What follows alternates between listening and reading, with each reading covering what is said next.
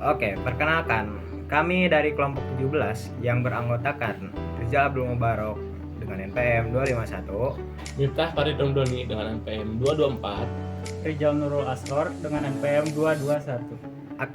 kami akan menjelaskan yaitu bahaya kecanduan PMO.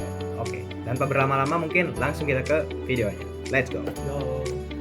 Hari ini kita akan membahas sebuah perilaku yang sering diabaikan, namun memiliki dampak serius pada kesehatan mental dan kualitas hidup kita.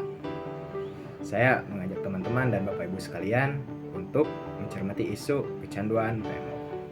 Tujuan presentasi singkat ini adalah untuk memahami apa itu PMO, mengenali dampaknya, dan yang terpenting, mengetahui peluang untuk bangkit dan pulih. Apa itu PMO? Mari kita bahas. Mari kita mulai dengan definisinya. PMO merujuk pada kebiasaan kompulsi yang melibatkan pornografi, masturbasi, dan orgasme secara berlebihan. Mengapa ini menjadi masalah? Penelitian menunjukkan bahwa perilaku ini memicu pelepasan dopamin yang berlebihan di otak.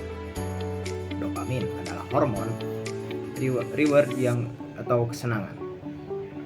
Ketika otak terbiasa dalam lonjakan dopamin yang cepat dan kuat, hal ini dapat mengubah sirkuit otak, menciptakan ketergantungan atau kecanduan yang serupa dengan zat adiktif lainnya. Nah, PMO ini memiliki beberapa dampak negatif yang akan dialami oleh para pecandunya. Di antaranya yaitu yang pertama, kecemasan berlebihan atau depresi. Kegiatan ini dampak negatifnya kurang lebih sama seperti zat adiktif, sehingga orang-orang yang mengalami kecanduan akan hal ini akan lebih mudah depresi atau akan lebih mudah marah. Kemudian dia juga akan menarik diri dari lingkungan sosial, karena orang-orang yang kecanduan terhadap hal ini biasanya mereka kurang percaya diri terhadap dirinya sendiri, sehingga mereka mengucilkan dirinya dari lingkungan sekitar. Kemudian yang ketiga ada penurunan fokus dan juga konsentrasi. Nah, apalagi di saat belajar, karena orang-orang yang kecanduan akan hal ini mereka akan kurang fokus, terutama di saat belajar di lingkungan kelas. Kemudian yang terakhir ada gampang kelelahan dan juga kurang tidur, karena kegiatan ini tentunya menguras tenaga dan juga mengurangi hormon-hormon yang ada di tubuh kita, sehingga beberapa hormon yang ada di tubuh kita akan rusak. Nah, untuk strategi atau cara pemulihan dirinya akan disampaikan oleh teman saya selanjutnya. Nah teman-teman, setelah kita memahami betapa risikonya dari PMO ini, penting juga bagi kita gitu untuk melihat peluang agar kita lebih terbebas dari PMO ini. Nah, yang pertama kita harus meningkatkan fokus dan juga produktivitas, teman-teman. Nah, dengan memutus siklus ketergantungan ini, kemampuan otak kita juga bakalan ikut berkembang lagi gitu, menjadi lebih baik lagi, yang berdampak pada peningkatan produktivitas kita, baik itu di kuliah gitu ataupun di kegiatan masyarakat yang lainnya. Lalu yang kedua ada kesehatan mental dan juga emosi. Nah, terjadi peningkatan signifikan pada self esteem dan juga kepercayaan diri kita sendiri gitu, serta berkurangnya kecemasan. Nah, hal inilah yang menjadi dasar dari kehidupan yang lebih bahagia dan juga lebih stabil untuk kedepannya. Lalu yang ketiga ada hubungan yang sehat. Nah, kita menjadi lebih hadir lagi gitu dalam kegiatan-kegiatan di masyarakat, serta kita bakalan lebih jujur dan juga lebih terbuka gitu kepada orang lain. Nah, terus juga kita memiliki kemampuan yang lebih baik untuk membangun hubungan sosial yang sehat dan lebih bermakna.